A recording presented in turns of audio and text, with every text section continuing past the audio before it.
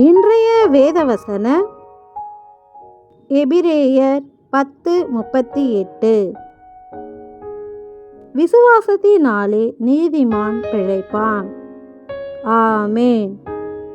யார் நீதிமான் என்றால், ஒருவன் கிரியை செய்யாமல் பாவியை நீதிமானாக்குகிறவரிடத்தில் விசுவாசம் வைக்கிறவனாய் இருந்தால் அவனுடைய விசுவாசமே அவனுக்கு நீதியாக எண்ணப்படும் என்ற வார்த்தையின்படி, நம் பாவங்களை மன்னிக்கும் நம் தேவன் மேல் நாம் வைக்கும் விசுவாசமே நமக்கு நீதியாக எண்ணப்படுகிறது.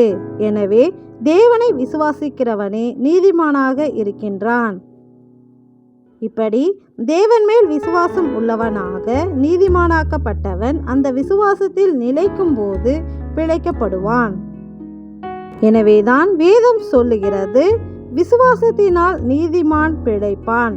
பின்வாங்கி போவானானால் அவன் மேல் என் ஆத்துமா பிரியமாயிராது என்று. விசுவாசத்தில் நிலைத்திராமல் பின்மாற்றத்திற்கு போகின்றவர்களின் மேல் தேவன் பிரியமாய் இருக்க மாட்டார்.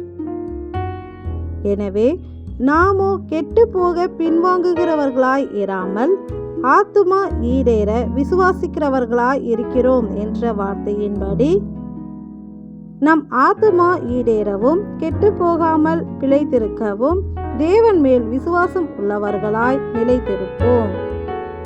எங்களை கெட்டு போக விடாமல் பிழைத்திருக்க செய்யும் எங்கள் விசுவாசத்திற்குரிய தேவனே, உமக்கு நன்றி செலுத்துகிறோம்.